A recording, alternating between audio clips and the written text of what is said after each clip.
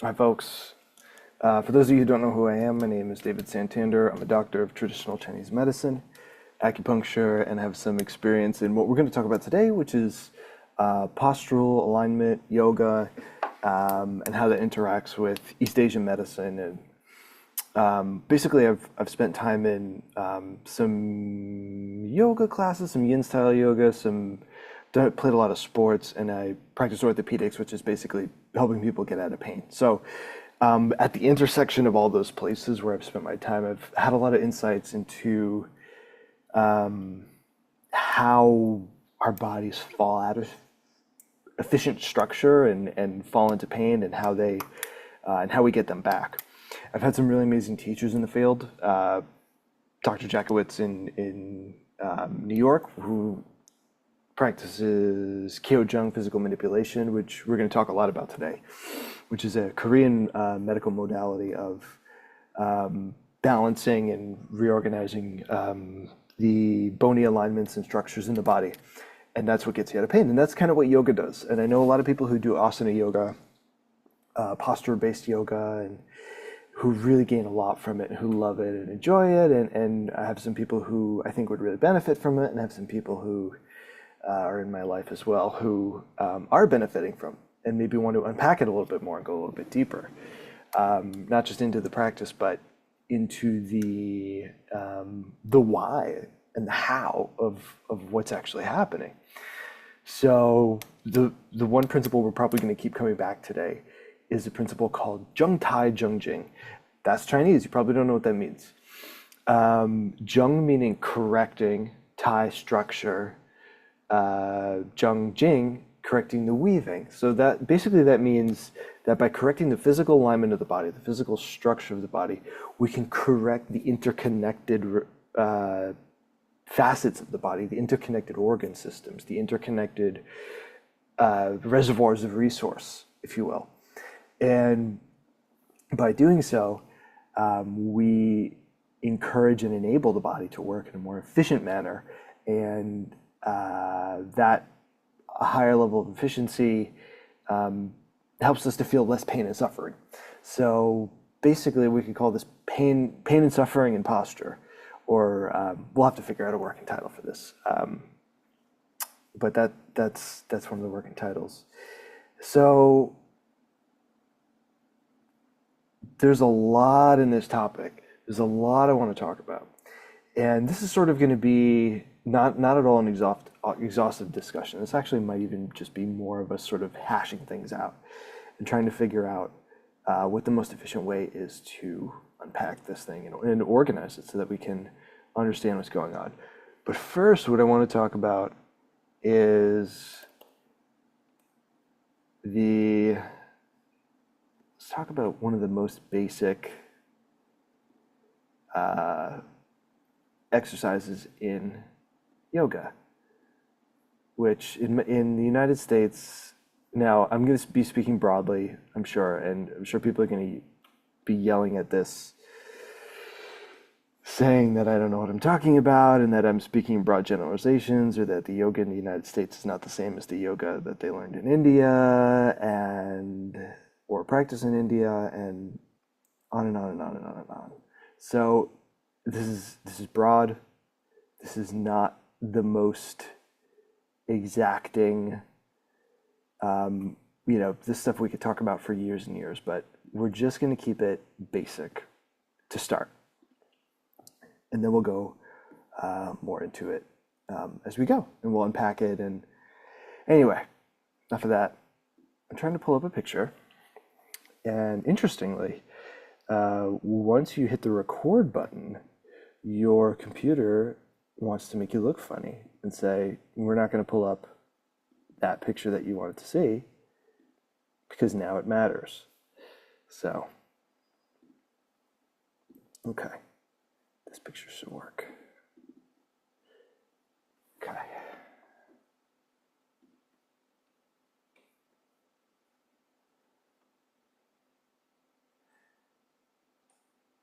Share the screen here. Thank you for your patience. And if you're listening and you're not looking at the screen, guess what? That's fine. If you want to go back later and look, you can. If you don't, because you think you got it, then that's great too. If you want to listen to this double time while you're driving or doing something else, and because you got no time and that talk's too slow, then that's great too. Um, this whole thing is a come as you are party.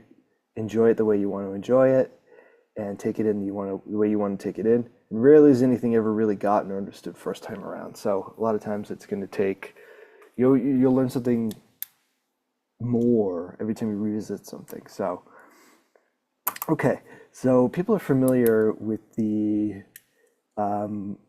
sun salutation series, which if you're not familiar, it doesn't matter. It's a set and series of exercises that are, I think there's a lot more to it than it just being a stretching routine, honestly. And we'll go into that at some point. But just looking at the kinetics of it and the movement of it and what it's actually doing, we have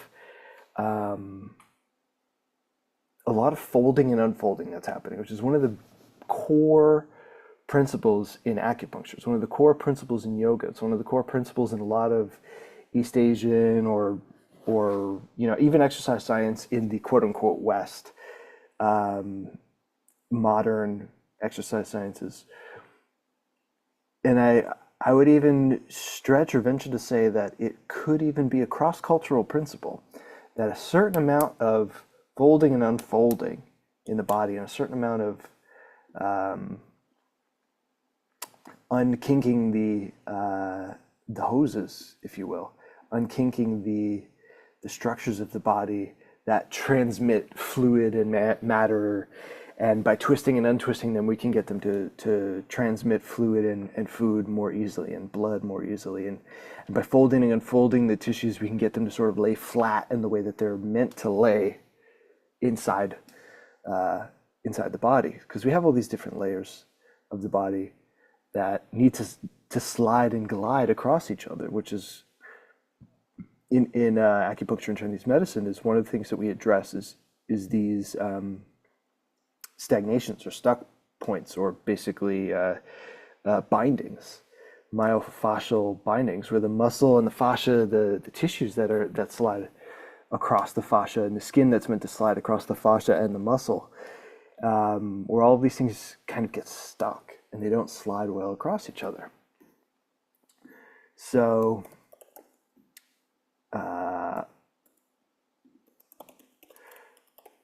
we have, just real quickly to show this kind of classic textbook image of what I'm talking about, you have the bone of the body, which is kind of one of the deeper levels of the body, right? It's one of the more core parts of the body, which connects with this white stringy connective tissue. If you've ever eaten meat, you've seen all of these parts, you've come across all these parts. And then there's a sheath that runs around the muscles and between other muscles called the fascia, and that connects. It's meant to slide. It's meant to be, if you've ever had a chicken, right? If you ever cooked a chicken, you had a chicken carcass. I know it's kind of rough to talk about, but or not, or maybe it's delicious to talk about. But when you have that chicken on the counter and you get ready to cook it, you can slide the skin across the musculature of that chicken carcass. Why is that? Even though it's dead, it's when you pull the skin back, you see this stringy, weird looking film, almost this like clear stuff. That's the fascia. And that can break down in the cooking process. It can break down in the aging process too. Then you have the musculature, which is the meat which we like to eat. In the United States, we tend to not eat a whole lot of organ meat. We tend to stick to that muscular meat. And then you have the veins, which you may sometimes see in that cooked chicken, those black lines that run through it, through like a big chicken leg or something. And then you may get like a chewy, rubbery bit, right? That's going to be kind of your tendon. That's going to be the bit that connects to the bone, and the bone, is the bit that gets stuck in your throat or crunches in your teeth. And so these are the layers of the body. And you might be saying like, why am I listening to this? This is so boring. This is, whatever. I want to start basic and broad, and we're going to get more complicated, but I want to make sure we're on the same page as to what fascia is. A lot of people don't understand that, and that's fine because you don't need to understand that. But I just want to make sure I want to make sure we're not leaving anybody behind in the first 10 minutes. So, okay.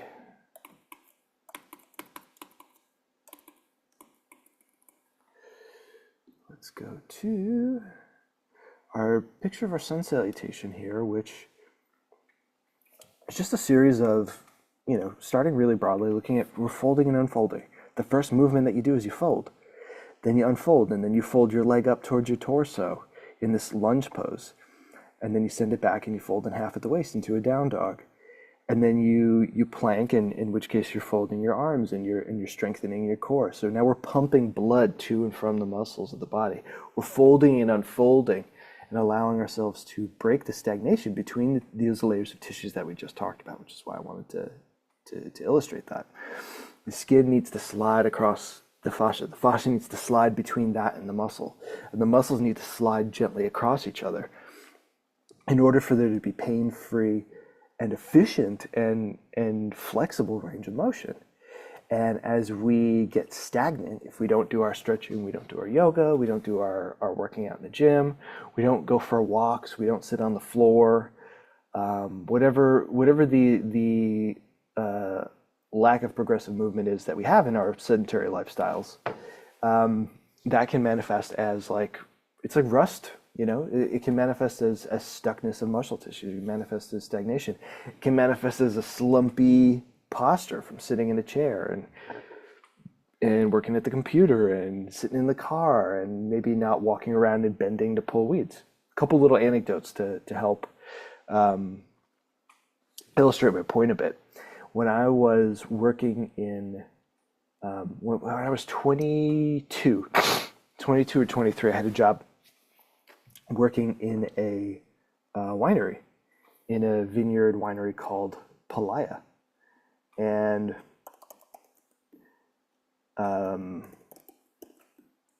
it was a wonderful place, nice people,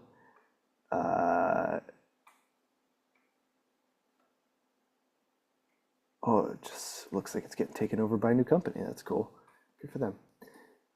Hopefully. And this job that I had was about tending to the vines. And I was supposed to tend to the vines and pull weeds. And I spent a lot of time bending over. And my low back was killing me after the first couple of days. But after the first couple of weeks went by, I realized that my hamstrings were actually looser than they had ever been in my entire life, really. And I was new to yoga. I'd done some yoga classes, hung out with some yoga people who were super limber. I was very, very new to it at that time. And I had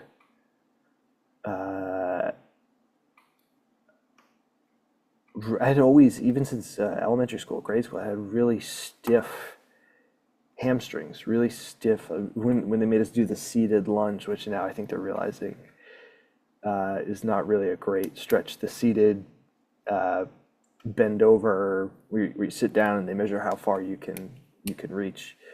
I always scored horribly. I could touch my shins, and that was about it. I had never really lengthened that muscle group in my body. I was a young, flexible, limber baby, and then young child, and then I got older and I became a school attending child, 3, 4, 5 years old, whatever, preschool and then kindergarten. And then you basically spend the years from, at least here in the United States, you spend the years from 5 to 18 sitting in a chair where your hamstrings don't ever really reach full extension except for a few minutes in gym class every other day or every third day. So that muscle shortens because it's not being lengthened. Seems pretty straightforward. So going to and of course, people have, some people have more of an ability to stretch than other people do. Some people have more of are just more limber by virtue of the way they were born and what they look like, and that's totally normal. But in working in this winery, spending all this time bending over and picking stuff up and pulling things out of the ground, grabbing onto a plant and pulling down, you're even getting a further stretch because you're pulling the ground towards you until that weed lets go, until that piece of purslane maturtian slips. And after about 2.5 months, it was time for me to move to New York City and go to acupuncture school. So I remember sitting on the subway and sitting on trains does a number on the body, but I remember sitting on the subway on one of my first days going to school, and I thought, oh, this is my new life, and my hamstrings are going to get shorter again. And sure enough, that's what happened. I lost that ability to bend and touch my nose to my knees like I could while I was working at Palaya. And I'm not, complaining.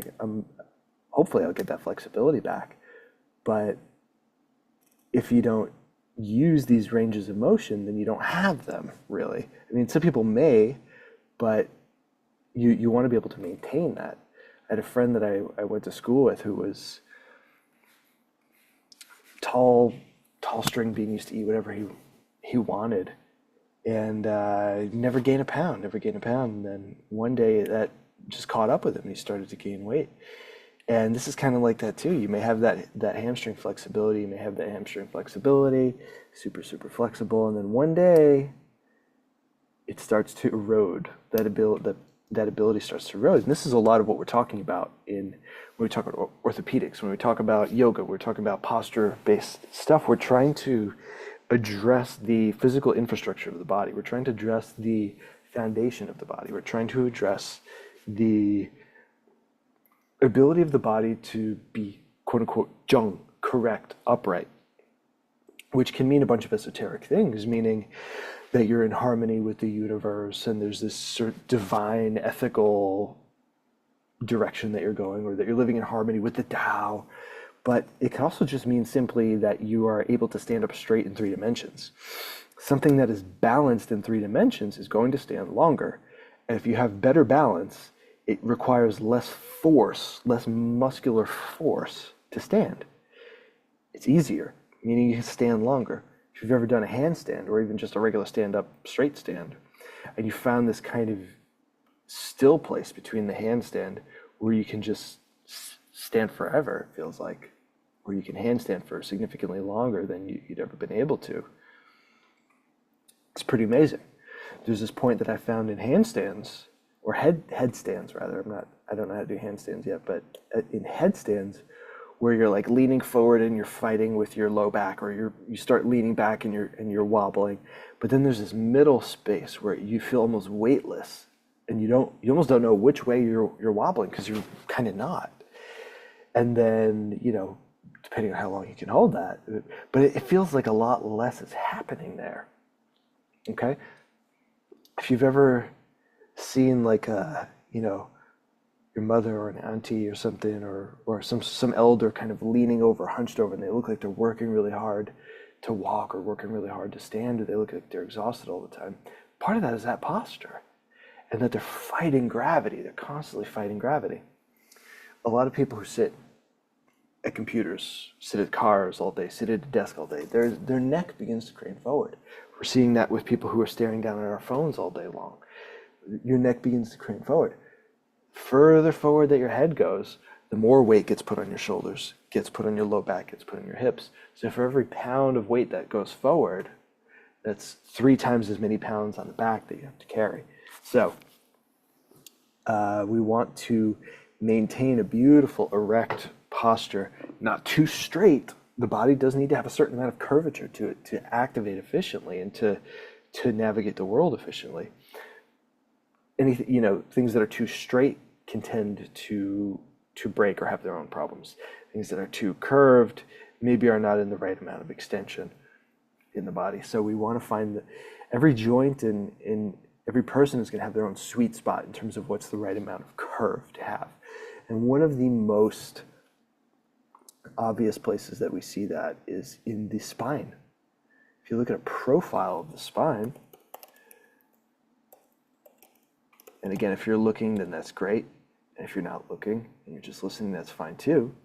In the neck, you're supposed to have a gentle curve forward, so that the head can be curved, can be cushioned like a shock absorber over the torso.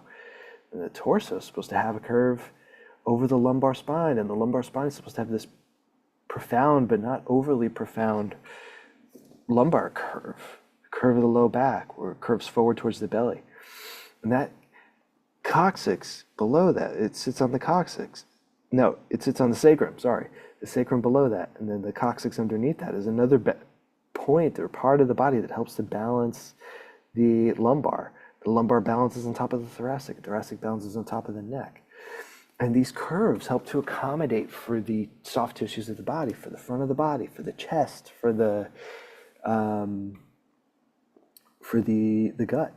If somebody gains a lot of visceral belly fat, you'll see that pulls against this lumbar curve, and it pulls that curve forward and helps to accentuate that low back. It makes people's butts stick out.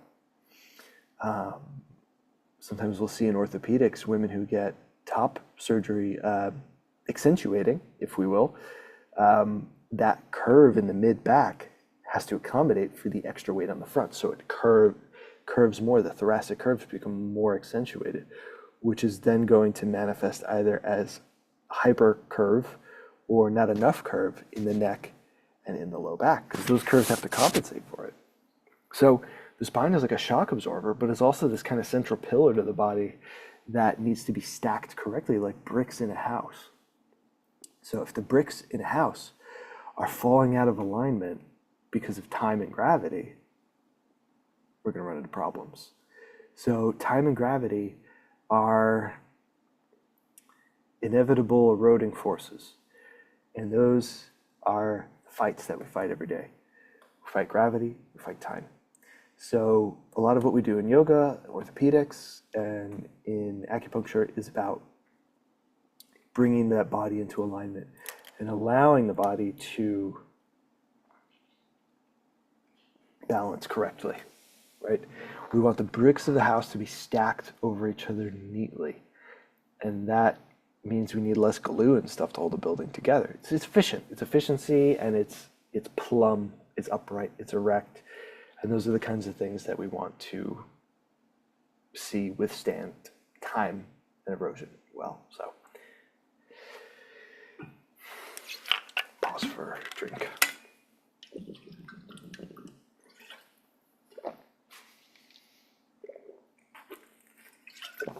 Okay.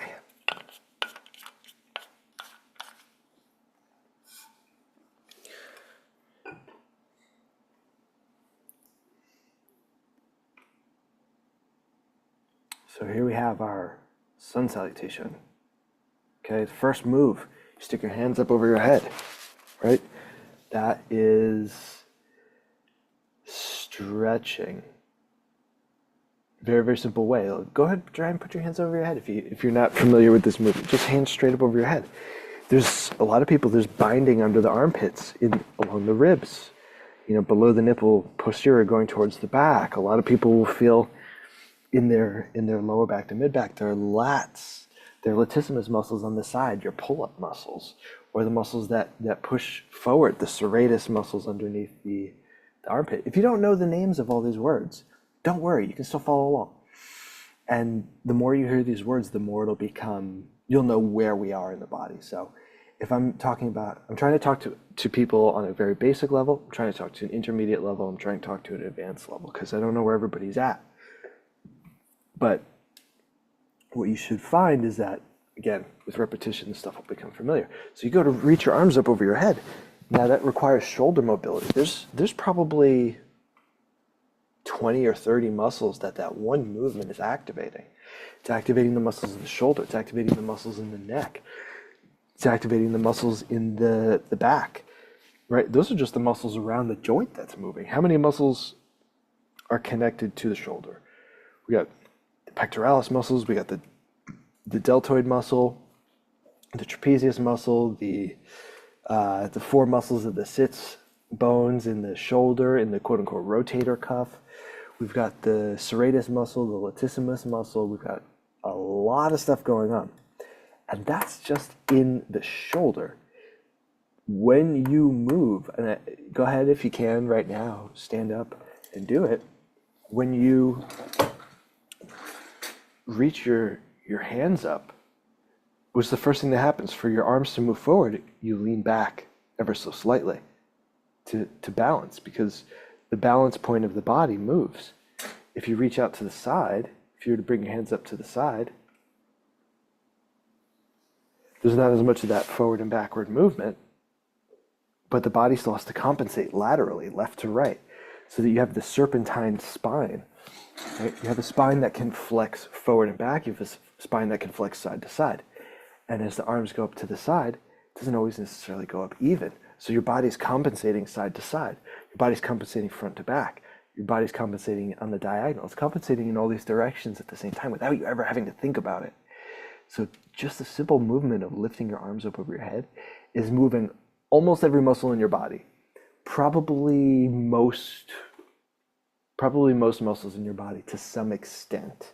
Even if they're not necessarily the most important muscles in that movement, they're a part of the story. If you've ever, I got somebody who's coming in who's in a boot, they broke their foot. And if you've ever been in a boot or ever stepped on a rock and hurt your foot or had a limp, you can feel that move throughout your body. You can feel that pain, moves up into the hip maybe, or it goes into the opposite shoulder, starts to get sore, or the other ankle has to do a lot of extra work because the other ankle is isolated, right? It's this line of force bounces around the body, and if it gets stuck somewhere, that part of the body might wind up absorbing that force rather than transmuting that force or moving that force somewhere throughout the body, right? It's like the difference would be like a fixed axle wagon, like a little red wagon, or like a wooden wagon, if you've ever ridden around in that, something with no shocks that feels like it's going to shake your teeth out, compared to sort of a modern day vehicle, which has tires and springs and struts and other apparatuses that are part of the suspension that absorb the shock. So you go over a bump in a car, bump, not a big deal. You go over a bump in a fixed wheel wagon that doesn't really have a whole lot of cushion, gong, everything goes bouncing around and making noise, even like a shopping cart at the store. Not a whole lot of cushion in those things. You take it into the parking lot, everything starts jangling and making noise, and it sounds like you can't even hear yourself think because of everything. All of that power is going into everything in the cart. All of that force is not being transmuted, so it has to leave some way, right? Newtonian physics tells us that energy that goes into bouncing that cart up and down has to go somewhere. And a lot of it leaves us noise, and a lot of it leaves us stuff moving around and bouncing around, which leaves this noise, right? The energy has to go somewhere. So the stiffer the body is, the less movement of energy, the less transmission, smooth and easy transmission of energy that you have, or the less opportunity you have to transmute energy smoothly, which means it can get stuck in parts of the body, can cause injury, basically, is the point that I'm trying to make. So we are still on the first movement. All that's happening in the first movement, put your arms up. All that stuff just happened without you having to think about it. All the teeny tiny little scalene muscles in the neck move. The muscles that shape your head, the muscles that pull against your head move a little bit. Every muscle in your body is playing some role, be it minuscule, be it large. So the old traditions of acupuncture, Chinese medicine, Ayurveda, they know this. They know this kind of thing. Now in modern medicine, we think we're so smart because we've discovered kinetic chains, and we've discovered myofascial pathways, and we're like, oh, we've finally, discovered. You see it happen all the time. It makes me laugh. We discover and or invent something that's been around for 1,000 or so years, like Graston therapy, right? Gua sha has been around for, probably, I don't know, 1,000 or 2,000 years. Somebody can chime in on when that was invented. That'd be helpful. But anyway, that's the first movement. First movement, hands go up. It's sort of this defining space and balance, right? As your hands go up to the side, that's sort of defining how big your space is. As your hands go up to the front, you're sort of leaning forward and backwards simultaneous. You're leaning backwards as your hands come up forwards. And that's showing you where you sit in relation to gravity, that moving back and forth. It's kind of an esoteric concept in a way. And so next time you're doing that pose and you're like, oh, stupid salutation, just reaching hands up, embrace what else is going on there. There's miles and miles and miles of movement in there. And one of the ways that you can see that is by slowing that down. Slowing that down. That first movement where you raise your arms up over your head, take a minute to do that pose. Take a minute to get to the extension of that pose. So here's another thing where I see people get, I don't want to say get stuck, but where people are, I think it's a place where modern asana yoga is missing a multitude, is missing miles and miles and miles of nutrients, for lack of a better term, from yoga. Is that, and a lot of practitioners get this. I'm not saying that nobody gets this, but you have this series of poses. You have your first pose, arms up. Second pose, fold down. Third pose, into a lunge. Fourth pose, down dog. Fifth pose, plank. Right? And this is just, there's tons of movements. There's tons of different, movements of stringing things together. This is just one that I picked up in a picture. So if it's not fully accurate, I'm sorry. You can yell at me as much as you want. But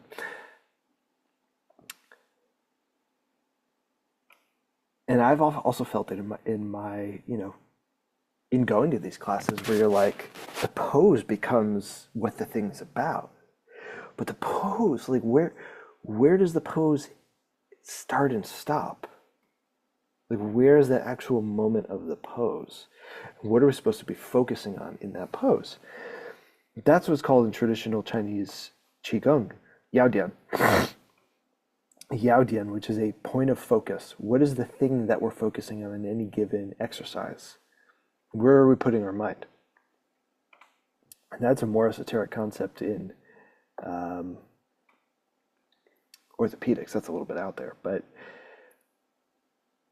so we're raising our arms up. What are we focusing on?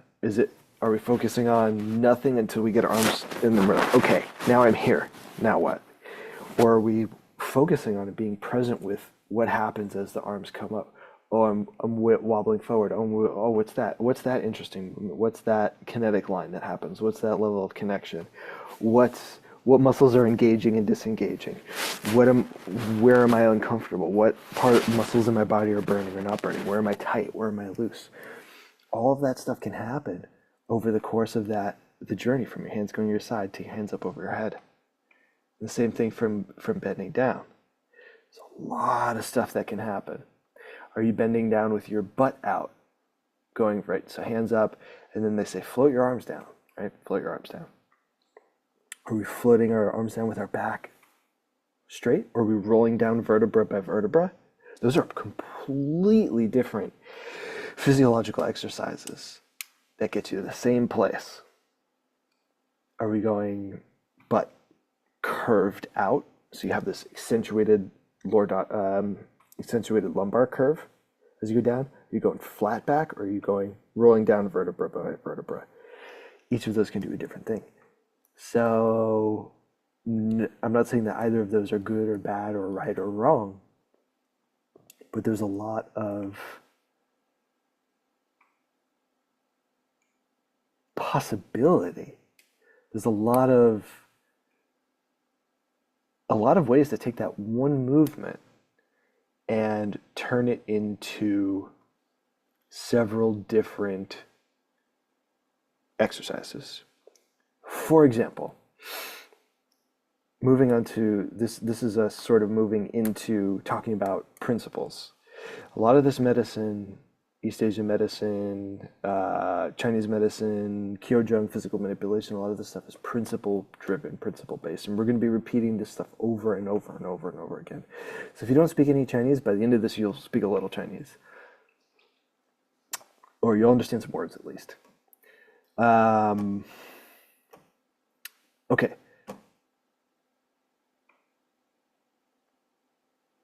The du and the ren, yin and yang, man and woman, up, down, left, right. These are in and out. There's opposition. We live in a world where we have the totality of existence and then we break things up and we see them in relation to other things. One thing exists, another thing exists. The relation to those two things is the thing that's in question. I exist, thing exists. What's the relationship in question there? So the yin-yang philosophy, the yin-yang as some people say, the Taiji circle, right? The circle with the line through the middle, the black and the white. A lot of times you'll see it illustrated with the tiger and the dragon. But it's a circle with the swirly gig in the middle, right? Here you go. Yin-yang. Circle, swirl, two dots in the middle. There's a lot of information tucked into that little symbol. You may think you understand it. Maybe you do at a glance. Maybe it's self-explanatory. Maybe we need to talk about it a lot more. But there's a lot there. So it is said in East Asian medicine that the repository of all of the yang of existence, which correlates with the sun, the quote-unquote masculine, the vivacious, the warming, the hard, the repository of all that is said to be in the posterior line of the body. The reservoir of that in the body is it goes, through the brain and down through the center of the spine, down into the tailbone. That's the line of relationship along the posterior aspect of the body that is said to correlate with that yang reservoir of the body. And then the yin reservoir goes from the eyes into the nose, the sinuses down the center line, right? The bottom of the jaw, down the center line, the throat, sternum, rectus abdominis, or the linea alba, the connection between the rectus abdominisis, all the way down to the pubic bone and encompassing the external genitalia. And that front line, that anterior front center line, is said to be the repository of all yin in the body. And those two things need to be in right relationship. Now, it can be this esoteric experience of the connection of the divine masculine and the divine feminine, and balancing the elements of mother and father and sun and moon and heaven and earth, and could be that, or it could be being correctly balanced between front and back. Okay. What that can mean or could look like is, am I hunched over? Am I super hunchy, like hunchy squinchy, forward all the time, bent over on my phone, driving my car, working at the computer, we would get all hunchy. I've got a lot of surfers who come in, being out here in Hawaii. Well, more surfers than in some other parts of the world. But a lot of them have super straight spines, because in a world where we are constantly hunched over, and there's straighter spines relative to people who don't surf, which I think is super fascinating about this one particular little corner of the world, is that on the surfboard, right, they're laying on their bellies, they're hyperextending their bodies, and they're reaching. So they're stretching this whole front part of their body. They're lengthening that interior line, that interior midline, and they're shortening that posterior midline. So we have an element or a principle. We have a principle here that is the expression of yin, right? Because we're lengthening that line, which is biao expression, biao yin, bao yang, embracing the yang, which means we're shortening that. We're embracing. We're gathering together that posterior line, right? The butt puckers up, the head comes back, the tailbone and the back of the head start to urine closer together, and the front, the interior midline, the throat opens up, that stretch open opens the front line of the body, the rectus abdominis, all the way down to the pubic bone, which you see in our magical sun salutation. And I'm not an Ayurveda practitioner, I'm not a yoga teacher, so I'm going to butcher these words if I even try the classical names, so I'm going to try and avoid that. But right, the upward facing dog or the snake pose, where you sort of bring your head back, you're lengthening that front line. There's another opportunity there where we're mimicking that same pose. We are lengthening the abdomen. We're lengthening the rectus abdominis, the front muscle compartment of the body. The front muscle compartment of the abdomen. And then we're sort of lengthening the rib cage in a way, because the rib cage does have a little bit of flex to it, but I think more so in relation to the rib cage, we're loosening the muscular connections. The ribs are supposed to flex up and down, up and down, up and down, but they also have these muscles that run in between and the fascia that connects those muscles, and those need to be soft and flexible and pliable and move. You bend backwards, you're sort of pulling your chest open. You're floating those bones apart from each other. You're stretching those muscles. You're pulling the muscles of the chest away. You're creating an opportunity for the skin to slide across the muscles and the muscles to slide across each other, which is the whole point of what we're trying to do here, is to get stuff to sit in different alignment, to get stuff to move fluidly across themselves. So another one of the anecdotes that I wanted to mention, going back to the lunge here, I tend to be on the stiff side in a lot of ranges of motion.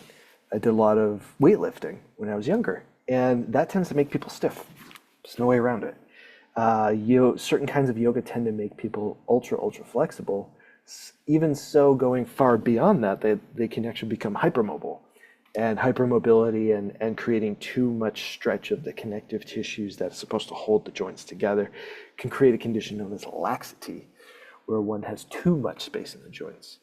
So again, like the yin and the yang, right? We want to have the right amount of tension around the muscles, the right amount of tightness in the joints that the joints can hold their integrity, but at the same time, the right amount of looseness that these joints can move in all of the extensions of that joint's correct range of motion.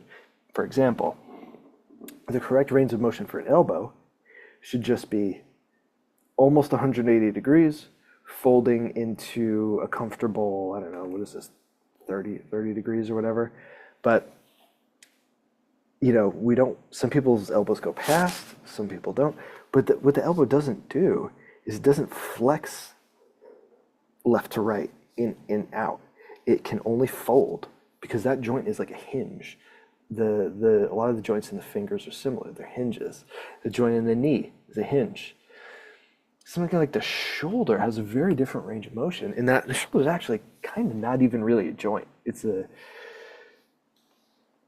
not really a ball and socket, though the humerus looks so much like the femur, which actually the leg muscle, which has a ball at the head of the femur, which sits into a cup in the hip proper, and then is welded there with like a little piece of connective tissue, many pieces of connective tissue. The shoulder is kind of sitting amongst muscles, and it does nestle into a little bony pocket, I guess you could say, but it doesn't plug in the way a femur plugs into a circle. So that joint needs to have a right amount of tension and the right amount of looseness or range of motion. And that's not the same amount that is required for that hip. It's not the same amount that's required for the elbow. There's difference. So each of these joints have their own optimal ranges of motions. And some of the brilliant old minds who found or developed or channeled or divined or I don't know, the progenitors of these exercise and cultivation traditions have found that certain ranges of motions, certain recipes. You can look at these as recipes too, in a way, which I think is really interesting.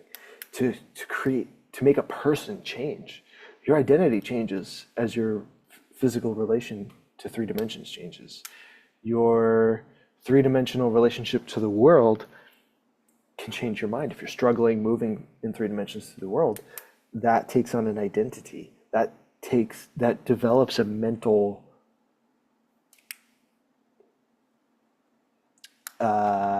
frame of reference, a new norm, or if you will, or if you've ever had your range of motion limited or been relegated to a wheelchair or had to use crutches or something, that changes your, or may clash with your sense of self, your sense of who you are, how fit you are, how much range of motion you should have. Maybe you'll identify as a sick person. Maybe you'll identify as a disabled person. Maybe you are experiencing suffering associated with that position in life. And a lot of that is all kind of, that's how orthopedics manifests psychologically, and psychology manifesting orthopedically. There again, we have a yin-yang dynamic, where you have this emotional dynamic, which is connected to a physical dynamic. The physical dynamic is connected to the emotional dynamic, and they feed off of each other. We want to make sure that they're in a right relationship to each other. We want to make sure that we're not overly spun out spiritual esoteric, where we can't even really relate to the people around us or the physical world. We also don't want to be so bogged down by our physical bodies and pain and suffering and or just being worried about the material world, that we lose sight of things that are beyond that. It's not, they're not better or worse things, but we're just trying to talk about having balance in these elements of life. I think that that's an important conversation to have. So we have a small series of movements in this sun salutation sequence. 1, 2, 3, 4, 5, 6, 7, 8, 9, 10, 11, maybe 12, maybe 13, depending on how you want to break them down. You have your triangle pose. You have your warrior pose. You have your lunge. You have your up dog. You have your down dog, your plank, your whatever inchworm pose this one is, chaturanga, whatever. All of them are inspiring different change in the body. How you string them together, which one is next to which, does a certain thing in the body, and how you get to and from them does a certain thing to the body. There's a lot to be learned from these poses, a lot to be learned, and without being too ranty, I think some of the education is very shallow, which is fine, because it's broadly applicable. It's broadly applicable to, a lot of these places are very welcoming to newcomers, which is great. But what I want to see more of is discussion of the connection between each of these. Okay, you breathe in and you transition. Okay, you breathe out and you transition. That's great. But what happens in those transitions? That's an interesting question. So if you're an advanced student, even if you're not an advanced student, but if you're an advanced yoga practitioner, you haven't looked at this, definitely play with it, because it's very fun and interesting. Instead of focusing on the poses, focus on all the space between the poses. What's going on? What's connecting to what? What's happening? Maybe this is a younger yoga practitioner point of focus. But if we're focusing on getting into, let's say, this down dog pose, which I know is like, it's a rite of passage, and it's like a badge of honor if you can get those heels touching, God bless. But if you can get that super right angle down dog, where your arms are super straight in relation to the torso, right, where the torso from the hips to the arms creates a straight line, and the hips to the heels creates a straight line. First of all, God bless this. That's amazing. Second of all, is the point of focus meant to be whatever muscle is stretching at the time, or is the point of focus to be something else? Is the point of focus an image? Is it a mantra? Is it a color? Is it Is it focusing on the point between your eyebrows, the center of your forehead? Is the point of focus your belly button or the point below the belly button? What are we supposed to focus on? Is it just the breath, right? I think you can get a lot of different things out of these yoga poses by focusing on, if you were to do sun salutation, just focusing on breath, that would be one thing.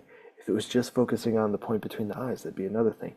If it was just focusing on the dantian, or the point below the belly button, that could get a whole different set of reactions from the movement. It could give you a different set of insights, and it can manifest different physically in the body, which is just, I think it's interesting, but maybe not everybody will. So I'm going to leave it there for right now, but we're going to come back to talking about orthopedics. I know we did a lot of esoteric investigation in orthopedics, but we can also talk a bit more about how the body's levers and pulleys that need to get realigned so that things glide smoothly across. But anyway, thank you for your time. I've been David Santander.